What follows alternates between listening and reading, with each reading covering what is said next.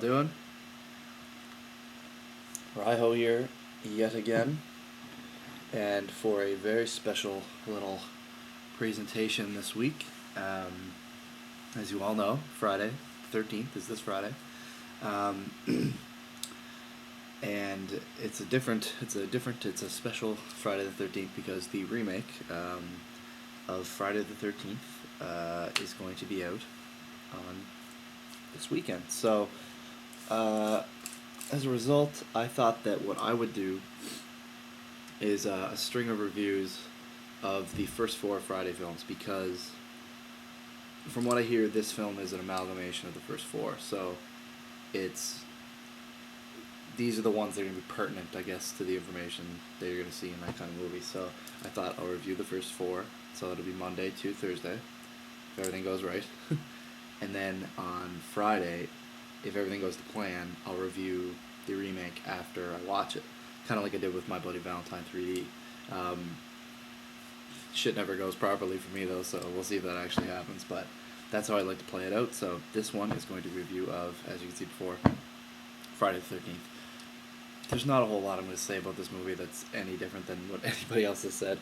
I guarantee if you were to search in like Friday the 13th review on YouTube alone, you would see hundreds and hundreds of reviews. And that doesn't count over the thousands of written reviews on the internet, probably, and TV actually spots that did reviews when the movie came out to now, and all the interviews. There's nothing I'm going to say about this movie that hasn't been said 1,000 times. But, okay, let's get this stuff out of the way first. Directed by Sean Cunningham. Everyone knows that. Written by Victor Miller, with music by Harry Manfredini. Steve Miner produced this one. Associate produced. Sean Cunningham actually was the producer. But yeah, you got a cast of Betsy Palmer and Adrienne King and Kevin Bacon. Everyone always remembers Laurie Bartram, Janine Taylor, Harry Crosby. It doesn't really matter, I guess. There's a bunch of, at the time, no name, now cult status or big stars in the film, and there's some funny guys in there. There's Ron Milkey and Walt Gorney that have some cool roles and stuff like that.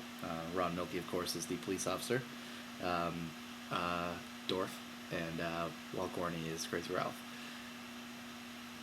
What else can I say? Okay, clearly a rip-off of Halloween.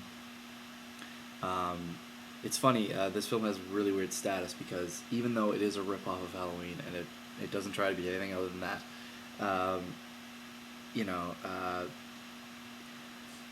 when Halloween came out, it made such a craze sort of thing that there are people all over that were trying to sort of piggyback it, and I think everything went right for Sean Cunningham in this film, because Sean Cunningham's done some other stuff since. I like House, and I think he does House and House 2. I'm not sure of that, though. I should have checked that before I started talking, but anyway, I never really got crazy into some stuff he did, and I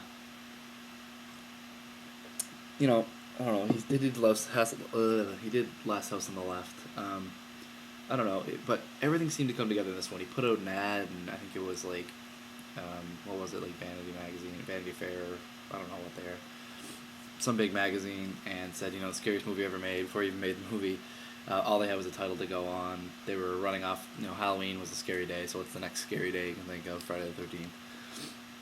And he just got lucky that he had Victor Miller under his belt, who, he said, who really was like, okay, well, here's the elements that I can pick apart from Halloween that made it good, so I'm going to take that and take my own spin on it, which was putting it in a camp and that sort of thing. And this film, even though it is sort of a rip-off of Halloween, it really opened up the slasher craze because it was much gorier. Halloween really doesn't have really much gore in it. It has no gore in it, actually. So it opened up that thing. It opened up that Pandora's box. So it really is the first, gory slasher, well, not really, but first big time kind of thing, right? And it just, it really opened up wilderness slashers, too, which is its own little subgenre and stuff like that, so this film, what it didn't do, I can't think of, to be honest. It really started the big sequel craze too. Like, as soon as they were done, they were like, we have to have a sequel to this, and they didn't even know what they were going to run with it. They were just like, well, you had Jason make the big scare at the end. Let's run with that. So, even though Jason's not well, he's in it, but he's not really the killer in it. It actually has like a mom, like a 40-year-old mom is the killer in it, and people still love this movie because it was such a big twist and twist endings and that crazy beheading at the end and tons of gore and a shocker ending that's like is it a dream, which introduces like the biggest slasher character of all time, Jason Voorhees. Everything went right for them in this movie. They just either they lucked out on Friday the 13th, which is pretty funny, or everything was planned perfectly and it worked out just right. Whatever it is, kismet, whatever you want to call it, Friday the 13th is what it is.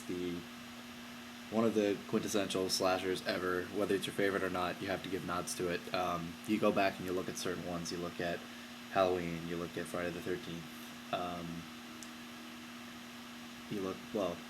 Horror films in general. You look back at Nightmare on Elm Street. There's certain films that stand out in the genre, and this is like the king daddy under Halloween. Everyone always goes back to Halloween. As far as slasher movies, I guess before that you could look at Black Christmas. And before that, of course, Psycho. But everyone always goes back to Halloween. And then right under that, Friday the 13th. So, yeah, what else can I say? You've probably seen it. I would imagine you've seen it anyway. If you haven't, then you need to get educated and go out and see it. Don't go and see the remake if you haven't seen this. Please, please don't do that to yourself. Oh, man. I mean, I have high hopes for the remake, but there's no way it's going to touch this film. However, it's not going to be just like this film, so it doesn't really matter. Like I said, I'm doing a review of all 4 of these because it seems like it's going to be a big mesh, but yeah. Tom Savini came in, did all new things with gore effects, some really cool things, the arrow through the neck, of course, with Kevin Bacon, and the arrow in the eye with Bill, and of course the huge beheading at the end, Some of it looks hokey now, but that's the same thing that happens with everything. It's new technology, and everything looks... To be honest, some of the stuff today just doesn't have the same redeeming quality. You see a lot of the gore effects today, and everything's just really like dark red and visceral, and it's cool. It can be very cool. It can be very, very cool, but, it's... I don't know, there's something to be said for this sort of thing. I guess it's nostalgia, it's all kinds of things, but, you see that really fake-looking blood, and the... I mean, I think when they behead, when they behead Mrs. Voorhees, you can see, it's just like a chunk of bone and, just red goo around it and stuff like that, but it worked back then, it still works today, and if you haven't seen the damn film, get out and see it. So, yeah, that's Friday the 13th. I'll be coming back at you tomorrow with Friday the 13th, Part 2, in which we get to see Jason start doing his thing. Tater sack Jason, as Deadpool would say it. Sackhead Jason, whatever you want to call him. I always thought it was pillowcase when I was a kid. But anyway. Yes, I will see you tomorrow. So if you can, go out, get this one. You have to see at least this one. I think you should see all 4 I'm going to review, but you have to see at least this one before you go see that remake if you haven't seen it, which would blow my mind, but if you haven't, you get out there, you do that now. Anyway, guys, I will talk to you later. Peace.